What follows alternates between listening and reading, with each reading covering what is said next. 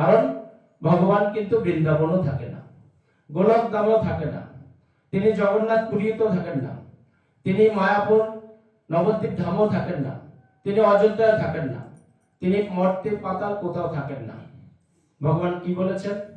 যে যেখানে আমার নাম হবে, যেখানে আমার শুদ্ধ ভক্ত থাকবে, যেখানে আমার এই মুখনিসৃত বাণী শ্রীমদ্ ভাগবত গীতা, আমার এই অপ্রাকৃত জ্ঞান আলোচনা হবে, ভগবান সেখানে বসবাস করেন।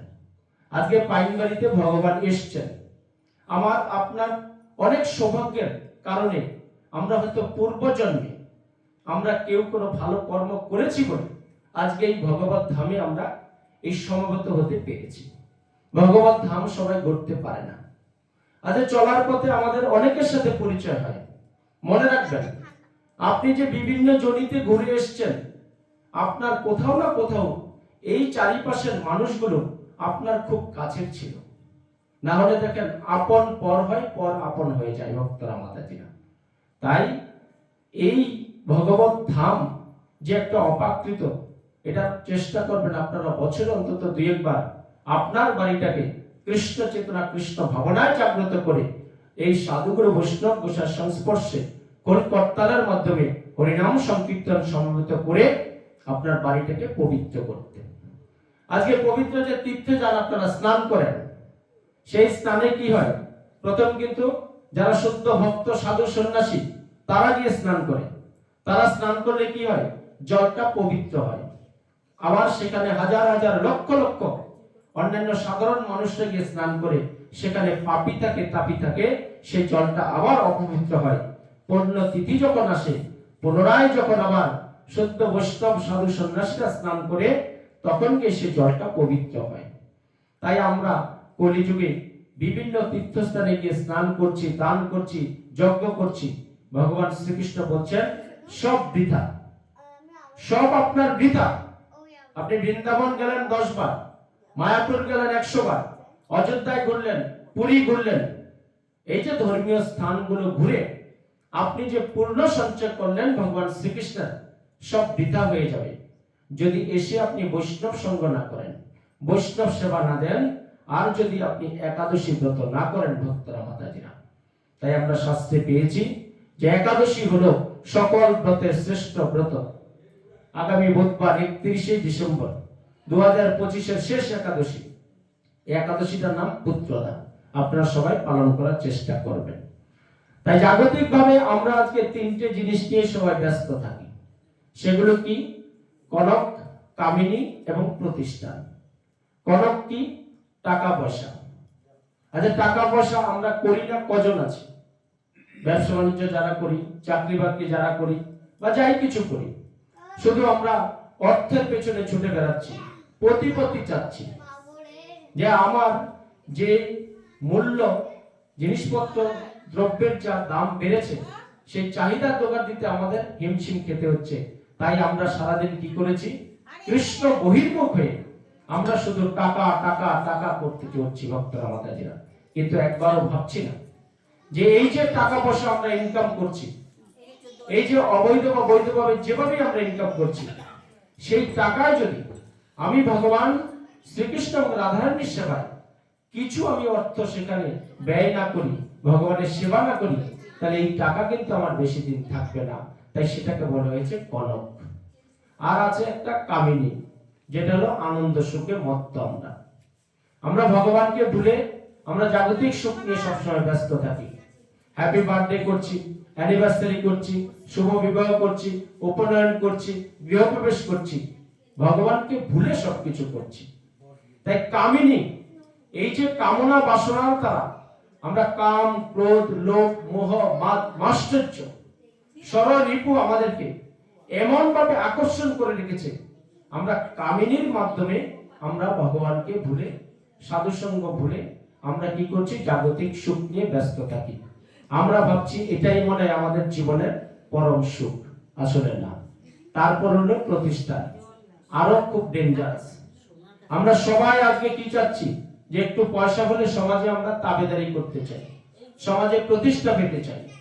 হ্যাঁ, কিছু দান করব, ধ্যান করব, সবাই ছবি তুলে সোশ্যাল মিডিয়ায় আপলোড করবে, ফেসবুকে ছাড়বে, হোয়াটসঅ্যাপে ছাড়বে, ইউটিউবে ছাড়বে। সবাই আমাকে সম্মান করবে, কিন্তু এই সম্মানটা কদিনের। আজকে যারা রাজনৈতিক নেতা, কদিন নেতা থাকে? 5 বছর, 10 বছর, 15 বছর, 20 বছর। কিন্তু আপনি যদি সত্যিকার অর্থে একজন কৃষ্ণ ভক্ত হতে পারেন, তো আপনি বেঁচে থাকা অবস্থায় যে সম্মান পাবেন, মৃত্যুর পর আপনার একই সম্মান থাকবে। কিন্তু রাজনৈতিক নেতারা, আপনি যখন ভোটে ফেল করবেন, আপনার যখন মন্ত্রিত্ব চলে যাবে, তখন আপনাকে কে আর সেইভাবে সম্মান করবে? তাই এই জাগতিকভাবে সম্মানে সম্মানিত না হয়ে আপনি যদি আধ্যাত্মিকভাবে শাস্ত্র অধ্যয়নের মাধ্যমে আপনি নিজেকে সম্মানিত করতে পারেন, তাহলে আপনি ইহজগৎ এবং পরজগৎ সমস্ত জগতে আপনি এক আনন্দ, সচিতানন্দময় সুখ ভোগ করতে পারবেন ভক্তরা মাতাজিরা। তাই ভগবান শ্রীকৃষ্ণ অর্জুনের মাধ্যমে এই গীতাতে তিনি যা জ্ঞান দিয়েছেন আমাদেরকে, যে অপ্রাকৃত জ্ঞান, এই গীতার জ্ঞানটা বা এই পাঠ্যপুস্তক এটা নয়, এটা ভগবান শ্রীকৃষ্ণের মুখনিসৃত বাণী। আজ থেকে প্রায় 550 বছর পূর্বে কুরুক্ষেত্রের রণাঙ্গনে স্বয়ং ভগবান শ্রীকৃষ্ণ তার প্রিয় সখা, প্রিয় পার্শ্বদ এবং শ্রেষ্ঠ ভক্ত অর্জুনকে এই জ্ঞান দিয়েছেন।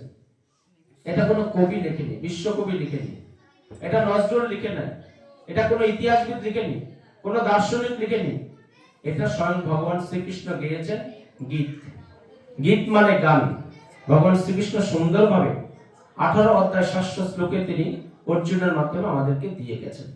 আমরা কোন যুগে শাস্ত্র পাইনি, কোন যুগে ধর্ম করা তো সহজ নয়, আমি আগেই বলেছি, কিন্তু কলিযুগে সবচেয়ে ধর্ম করা সহজ।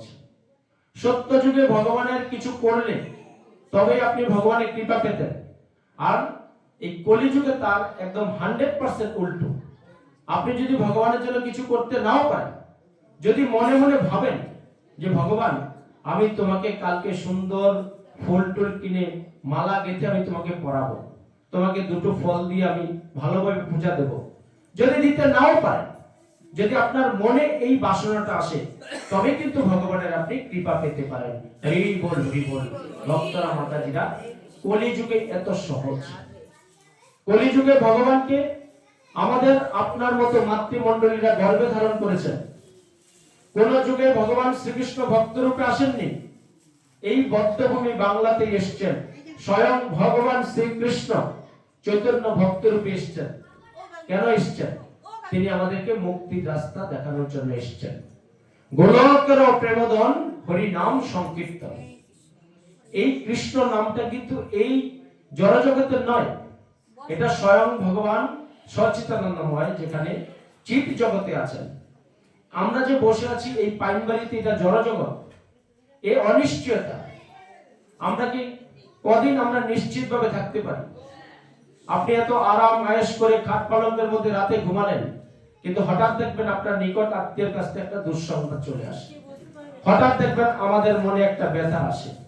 তাই আমরা এই জাগতিক ভাবে যদি এই দুঃখালয় দুনিয়াতে ভালো থাকতে চাই, তো ভগবানকে ছাড়া আমরা ভালো থাকতে পারবো না। তাই গুরু পরম্পরা আচার্যরা ব্যাখ্যা করেছেন, কৃষ্ণ বিনা যে সংসার করে জাগতিক দুঃখ তাকে যাবতীয় ধরে। যদি ভগবান শ্রীকৃষ্ণ রাধারানী সারা আপনি সংসার করেন, তো পৃথিবীর সমস্ত যত দুঃখ আছে আপনাকে এমন ভাবে আঁকড়ে ধরবে, আপনি সংসার থেকে আর বেরোতে পারবেন না ভক্তরা মাতাজিরা। তাই আমরা বাঙালিরা বিশেষ করে একটা কথাই বলি, যে ধর্ম করার বয়স অল্প বয়সে নয়, ধর্ম বৃদ্ধ বয়সে করবে। বাড়িতে পূজা কে দেয়?